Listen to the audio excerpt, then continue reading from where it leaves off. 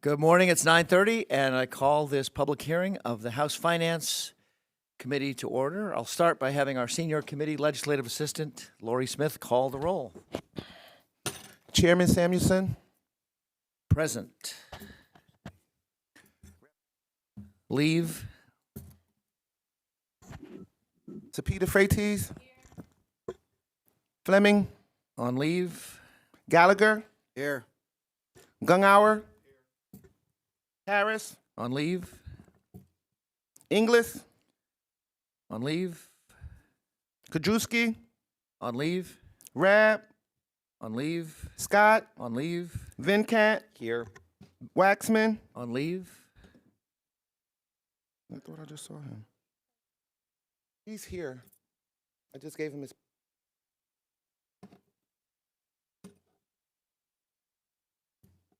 Webster, On leave.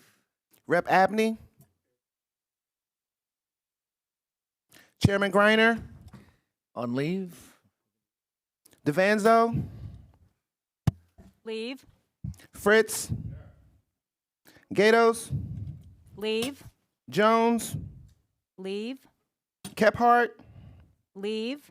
Kutz, Leave. Mako, Leave. Rossi, Present.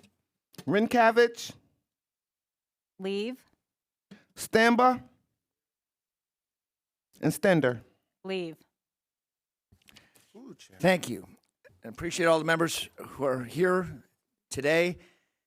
We do have a few on leave. There are actually 7 meetings going on in the Capitol at the same time, so some of our members are other places. And I note for the record that Representative Fleming is present. We have one bill on the agenda today, and I would like to call on the prime sponsor of the bill. It's House Bill 1534.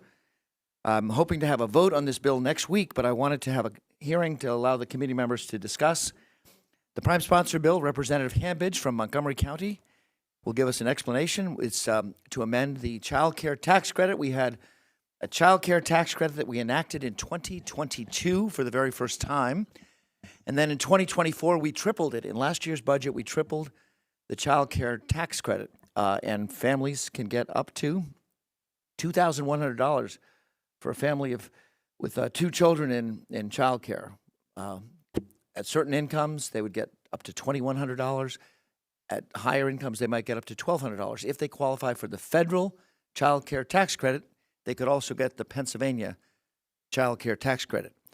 Representative Hambidge's bill recognizes that there are certain folks who qualify for the federal tax credit who don't qualify, and we have a change to the Pennsylvania law that would make sure that everyone who would qualify for the federal tax credit could get the Pennsylvania tax credit. I call on Representative Hambidge to explain the bill, and also I believe we have handouts.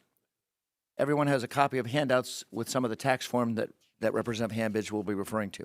Representative Hambidge. Excellent. Thank you so much. I really appreciate the committee bringing this forth. And I also want to recognize the tremendous work that the committee has done so far in making childcare more affordable for Pennsylvanians. It's a huge cost to people. And for many of us, myself included, anything that can help us goes a long way in improving our access to childcare and our ability to do our jobs. Our economy loses billions of dollars each year to parents who are unable to afford childcare and get to work and infuse our economy with more equity. So my concern, what brought me to this is that I'm aware that certain people, myself included, who take the federal dependent care FSA, similar to what's offered to people in the House and offered to many people who are employed, you can take up to $5,000 of sheltered income and utilize that for your childcare. If you utilize that through the federal form, Pennsylvania's form precludes you from actually taking the dependent care tax credit. So I'm happy to walk you through the forms. I know everyone is really thrilled to be here on the last day of a busy session week looking at tax forms. But for some of our constituents, this would help them gain a credit of $1,050. So this is really money that we could be putting back in people's pockets that you've already made the decision to ensure that they get. but they're not getting it because of an issue with the forms specifically and the way that we've written the law previously. So if you look at the Pennsylvania Schedule DC, which is your dependent care tax credit form, this is the form that our constituents are using to access this credit. Line 2 at the very bottom, which I've highlighted on your form, says enter the amount as shown on line 9A of your federal form 2441. The rules require, if you look at the next page, the rules require that you must have been able to claim the expenses on your federal 1040, and that you have to include the copies of your federal 1040 to obtain the tax credit. And then as you see on page 3 of the thing, it's people who are, of the instructions, people who are making over $43,000 a year can get a $600 credit. People who are making under $43,000 can get a $1,050 credit. If you look at the 2441 form, at the very bottom of the middle of the first page, it says, did you receive dependent care benefits? If you say yes, you complete part 3 on the second page.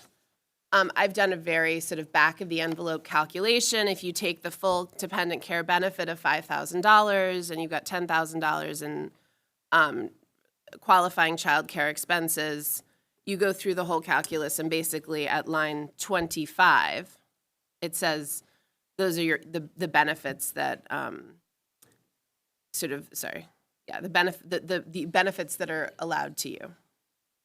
And then at the next line, it says the next sort of section here in the instructions, it says to claim the child independent credit below, complete lines 27 through 31. So if you have one child, you are allowed to take the federal credit up to $3,000. So your form says $3,000. If you've taken the federal credit of $5,000, you can't proceed on the form. Line 29 says, after you've subtracted line 28 from 27, if it's 0 or less, you stop. So if it weren't 0, you could go back to the first page of the form and get to line 9A, which is the one that's referenced in the Pennsylvania credit form. So all our taxpayers that are doing this, that have the dependent care tax credit, are unable to get the Pennsylvania dependent care tax credit because they've been utilizing the federal FSA. So I'm happy to answer questions. I'm sorry to subject you to tax forms on a Wednesday morning, but I think this is something that we can accomplish to benefit all of our constituents. Thank you, Representative Hambidge. I will open it up to questions. I do want to note that since we enacted the Child and Dependent Tax Credit in 2022 and then expanded and tripled it in 2024, the Department of Revenue reports there are 205,000 people in Pennsylvania who claim the Child and Dependent Tax Credit, which is great news. 205,000 taxpayers. About $127 million as I'd been identified on our tax form. So that average person is currently getting about $620 per claimant. We're trying to get a number. We should have an update from Department of Revenue by next week about how many people are in this category who should qualify, but because of the way our tax forms are structured and not quite in sync with the federal government tax forms, are missing out.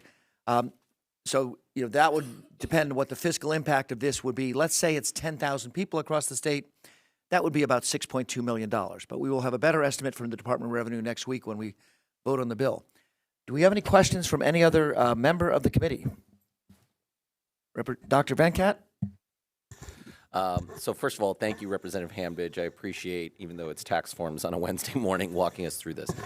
I guess my question is, the $5,000 benefit is obviously through a flexible spending account, correct? And Yes. so that allows a reduction in the taxable income for individuals who are getting that at the federal level. On your or- federal taxes On your federal only. taxes. Yeah.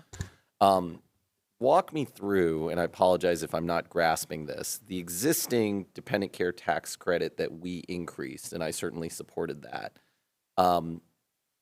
That is meant, obviously, to reduce the taxable income or be a refundable tax credit on our state level income. If the flexible spending account reduces the federal taxable income already, what is the added benefit at the state level beyond saying, you know, you did put aside money for dependent care and then we're giving you a tax credit on top of that? Like, I'm trying to understand the gap here that they aren't able to claim the state tax credit. I understand that.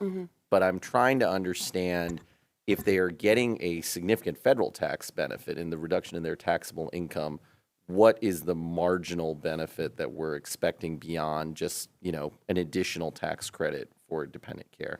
The marginal benefit obviously would be impacted by what people are earning, right? So like the what you're paying in taxes, what you're not paying in taxes.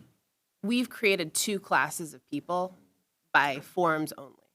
So if someone was taking the dependent care account or not taking the dependent care account, they are being treated differently, and it's impacting their ability to pay for childcare. So fairness. Right. Do our uniformity clause, but would you say, I mean, I'm not a lawyer, but would you say that there's uniformity concerns in not making this fix then? Well, and fairness generally. Thank you, Representative Venkat. I do want to note for the record that Representative Gatos is present online for today's hearing. Are there any other questions from members of the committee? Well, I thank you all for coming to this meeting. My schedule for this bill, I hope to vote it on Tuesday, June 10th at the first break. We cannot get a room in the morning, but we have a room at the first break. The amendment deadline would be 1 o'clock on Monday. So feel free to reach out to me, Chair Greiner, or Representative Hanbidge in the next 5 days if you have any suggestions or possible amendments for the bill. But I intend to vote on this at 12 noon on Tuesday, June 10th. Thank you very much. With no other business before the committee, this meeting is adjourned. Thank you all.